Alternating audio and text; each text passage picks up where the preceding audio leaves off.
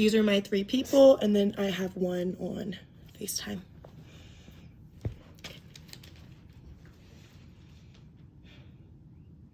Imagine you're swimming next to a vibrant coral reef. You see beautiful fish all around you. And all of a sudden, a dark shadow slides above your head. Your heart rate spikes, your adrenaline rushes, and your first instinct is pure terror. Yeah. For decades, pop culture has taught us that sharks are bloodthirsty, mindless monsters of the deep. What if I told you that the real nightmare isn't sharing our oceans with them, but an ocean completely void of them?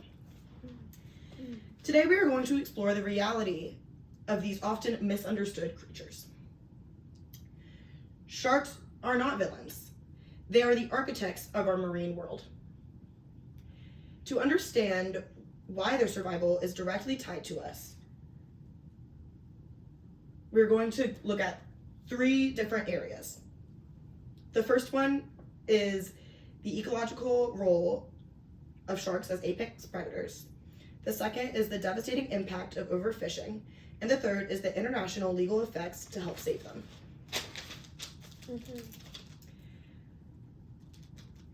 Let's start with what sharks actually do in the wild. Sharks are apex predators, the top of their food chain. According to a report by the NOAA Fisheries, National Marine Sanctuaries, sharks are practically the health inspectors of the ocean. They target the sick, weak, and slow fish in the population. This prevents diseases from spreading and keeps the gene pool of other marine life extremely strong.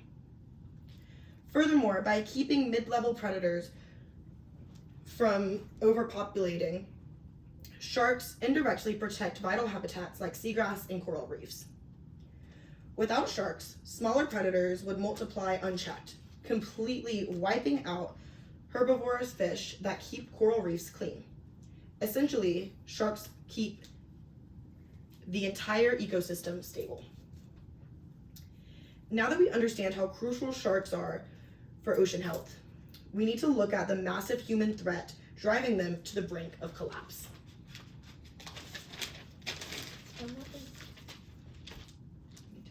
This brings us to our second point.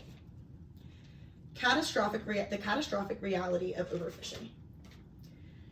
Sharks have survived 4 out of 5 of the major extinctions on Earth, outliving the dinosaurs.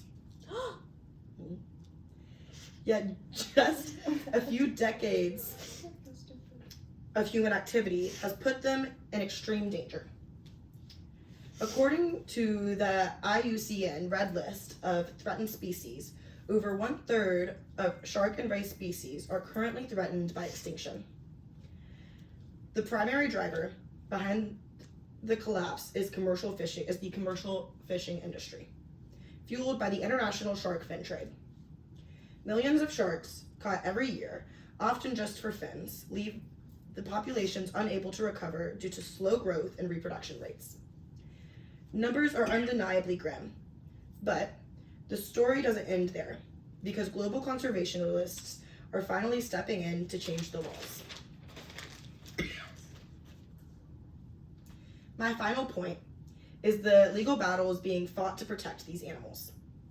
Because sharks constantly cross international borders and open ocean, saving them requires the teamwork from nations all over the globe. A major breakthrough occurred through the CITES Treaty, Connection on International Trade and Endangered Species. In their recent global conferences, CITES successfully enacted strict trade bans and regulations on heavily traded species, including heavily endangered white-tip sharks.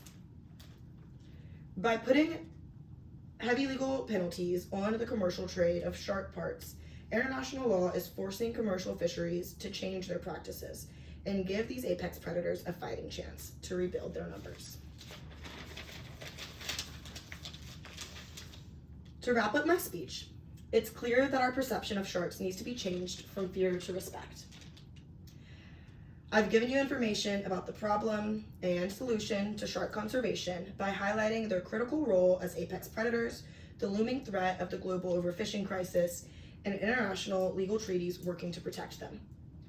Sharks have been guarding our oceans for over 400 million years. The marine world cannot function without them. If we protect the sharks, we protect the ocean. If we protect the sharks, we protect the oceans, and ultimately, we protect ourselves. At this time, I would love to open it up to any questions. We watch Jaws Thank you now. guys.